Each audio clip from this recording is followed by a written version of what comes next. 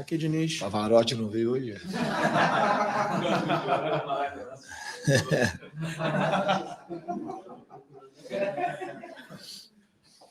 Aqui, Diniz. João Silva, do canal Colina em Foco. Parabéns pela vitória. Vitória essa que não acontecia no Brasileirão desde o dia 17 de maio, né, na vitória sobre o Fortaleza. Queria que você analisasse o jogo, né, o resultado e a importância dele por se tratar de um jogo atrasado e agora o Vasco dando aquele respiro ali para a zona do rebaixamento. Obrigado. Não, primeiramente, boa noite. Não ganhava no Brasileiro da minha estreia, né? Eu estreiei aqui contra o Fortaleza no Brasileiro. E eu acho, assim, fazendo uma análise do jogo, acho que a gente jogou muito bem. E acredito que a hora que estava 11 contra 11 foi um dos nossos melhores momentos. A gente estava com muita pressão na marcação, estava levando muita vantagem nos duelos. Estava chegando, o jogo estava fluindo. Aí a gente teve um erro, aqueles que a gente não pode cometer, tomamos o gol, aí teve a expulsão, aí a gente, obviamente, que o Bahia tinha que se defender, e a gente já tem um time com uma vocação ofensiva forte, e com a entrada do David, a gente foi empilhando situações de gol e ganhou com muito mérito. E acredito que mesmo tendo a expulsão, a outro lance foi para a expulsão, claramente, e o critério de se apitar foi modificando, porque começa apitando de um jeito que parece que vai deixar o jogo correr mais, aí tem a expulsão, aí começa a picotar o jogo.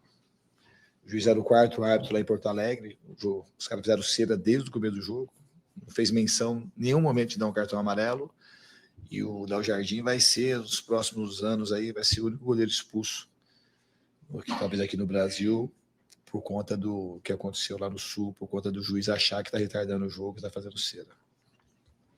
Diniz, boa noite. Amadeu aqui na sua frente. Amadeu do canal Na Torcida Vascaínos.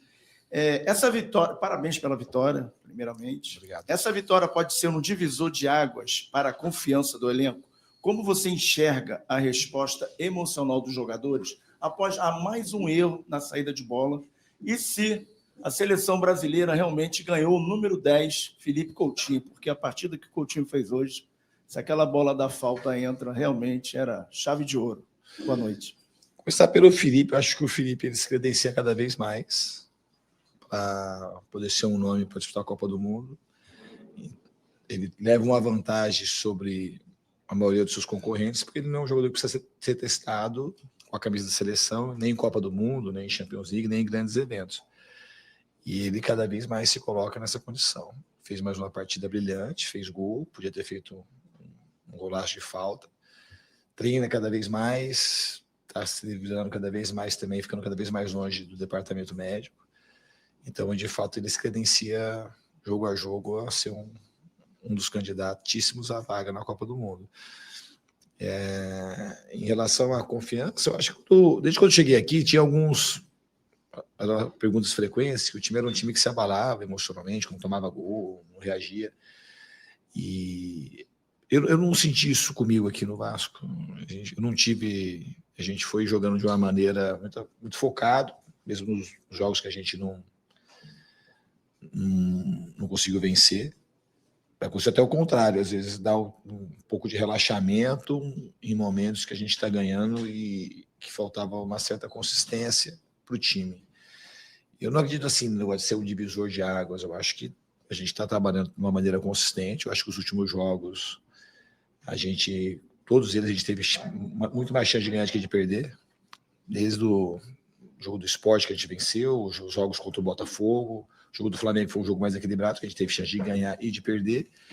E hoje a gente foi um time que foi soberano na vitória. Diniz, tudo bem?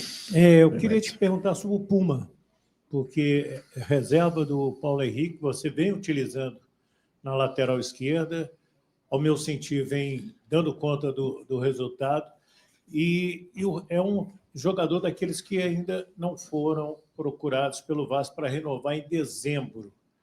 É isso mesmo? Você quer a permanência do Puma? Ele é essa importância toda no seu grupo? Não, ele é um jogador que eu tenho uma relação ótima com o Puma desde quando eu cheguei aqui. Eu já tentei levar ele para trabalhar comigo.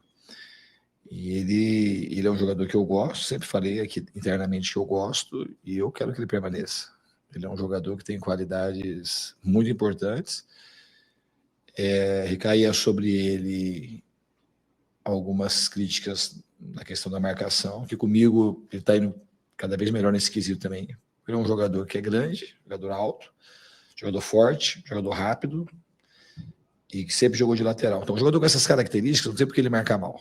Uma questão, ao meu ver, é uma questão mais de orientação, de treinamento, de cobrança, e eu acredito que o Puma ele tem muito ainda para evoluir. Ele é um jogador que eu gosto bastante. É um jogador que tem um poder de decisão muito grande, bate muito bem na bola, é um jogador que ajuda muito também na bola aérea defensiva e ofensiva. E eu, na minha concepção, ele é um jogador para ficar no Vasco com toda certeza. Aqui, Diniz, boa noite. Sérgio Quinte, canal Atenção Vascaínos e Ave Mais. Hoje você não teve o Ryan, um grande desfalque, mas você contou com o Andrés, que fez um bom jogo, participativo, muito ativo em vários lances. Queria que você comentasse o que mudou ofensivamente no Vasco com a saída do Ryan e comentasse esse jogo do Andrés. E se você puder comentar brevemente, o Rogério Ceni acabou de coletiva falar o oposto do que o Admar disse. Ele reclamou bastante da arbitragem favorecer o time da casa, principalmente o VAR. Queria que você pudesse comentar, por gentileza. Obrigado. Quanto ao VAR, eu já falei. O VAR tem as imagens. Foi para expulsão, assim, do que aconteceu Eu não sei dos outros lances, eu não sei se teve algum lance contra o Vasco, eu não vi. Eu vi os lances muito claramente no VAR, quando o VAR chamou, estava lá para todo mundo ver. Os lances eram para ter sido 2 vezes expulsos, as 2 expulsões. O VAR não tem chamado em umas 2, 3 ocasiões. Eu não posso falar, assim, aí eu também não posso falar, porque eu não vi o lance, seria leviano eu falar, porque esses lances que eu vi ficou passando no telão. Obviamente, se o Vasco teve alguma infração e o VAR não chamou, eu não sou um cara de passar um pano pelo Vasco, sou um cara que é justo. Os lances das expulsões foram muito claros para mim. E o VAR chamou e o juiz não expulsou o lance no Puma, que é um lance muito fácil de expulsar. O protocolo é esse. E qual que era a outra pergunta? Do Ryan.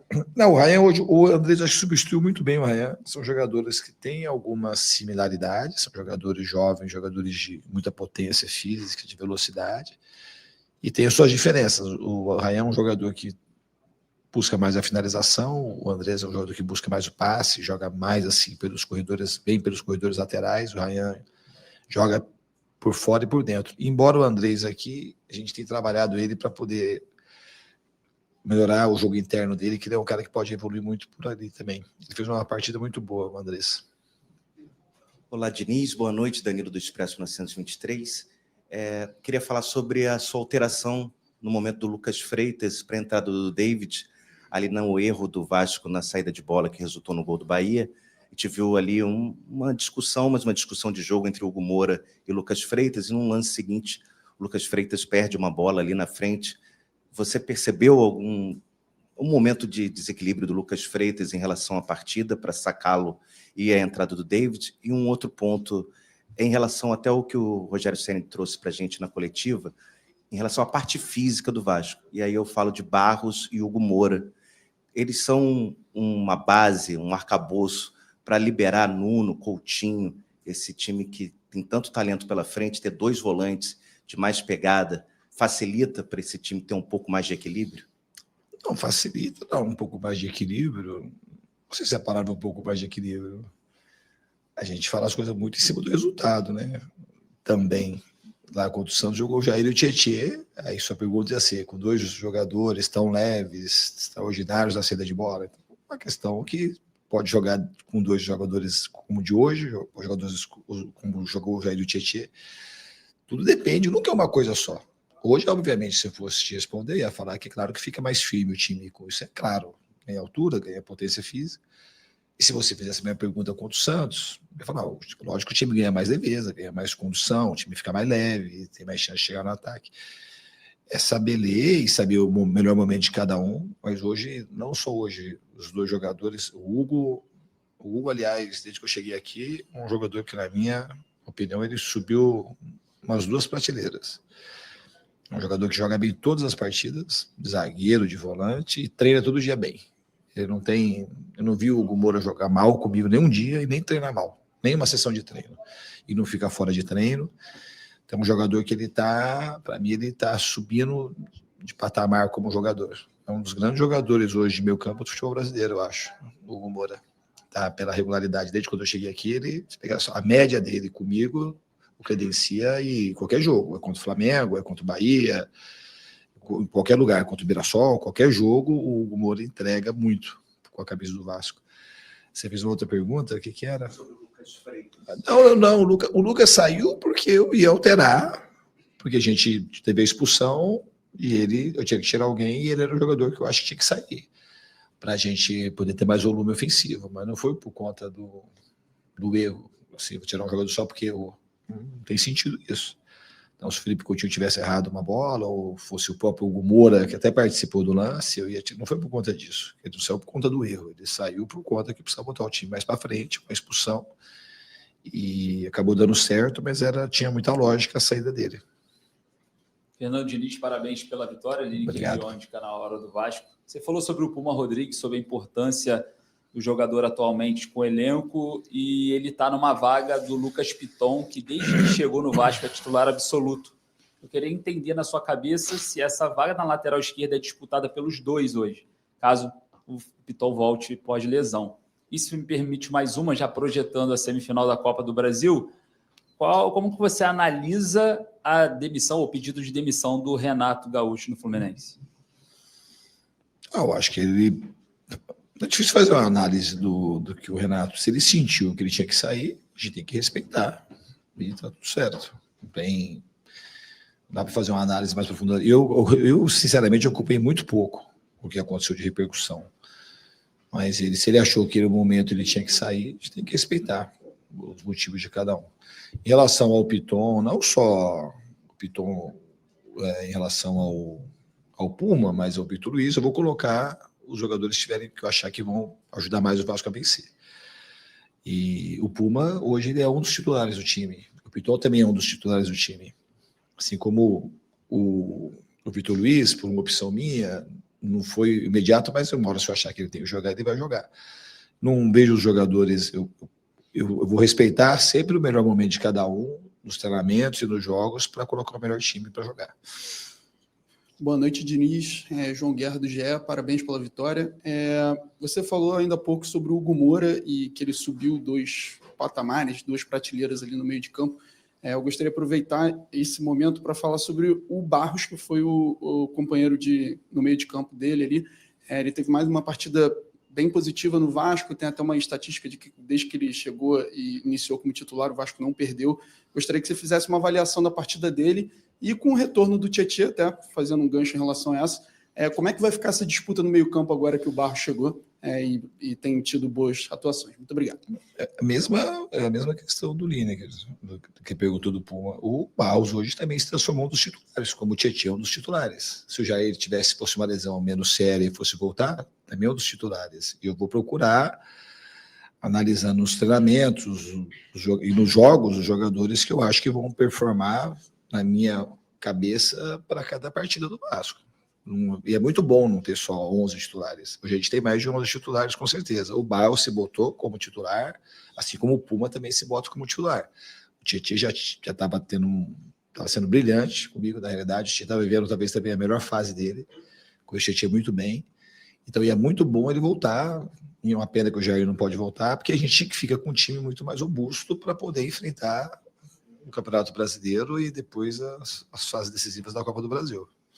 Diniz, boa noite. Pedro Cobalé do Lance. A minha pergunta para você hoje é sobre o Nuno, né? Ele chegou no começo do ano, não fez uma pré-temporada com a equipe. Em alguns momentos a gente sente que ele sente a parte física um pouco. Ele fez meia temporada na Europa. No domingo ele sofreu entorse e mesmo assim esteve em campo hoje participando de 2 gols. Eu queria que você falasse um pouquinho da atuação dele. Obrigado. O Nuno é um jogador muito inteligente, um dos mais inteligentes do elenco, e muito participativo, e também um jogador que tem sido muito decisivo comigo, desde quando eu cheguei aqui. Ele tem uma quantidade boa de gols para posição. Parabéns pela vitória, mais uma vez. Pensando no jogo de sábado contra o Cruzeiro, que é mais um jogo muito importante, né, para as ambições do Vasco. Hoje você voltou a utilizar o Garré. Eu queria que você falasse um pouco sobre esse jogador, e você sempre tem falado, agora você falou também com os amigos aqui, que os jogadores, você está com o elenco maior, né? O Garré pode ter mais oportunidades? A torcida pede muito esse jogador? Obrigado.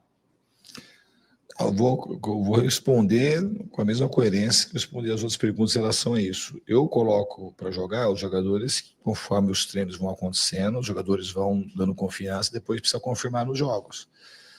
E todos aqueles que estiverem nessa condição, eu vai ter mais oportunidade de jogar.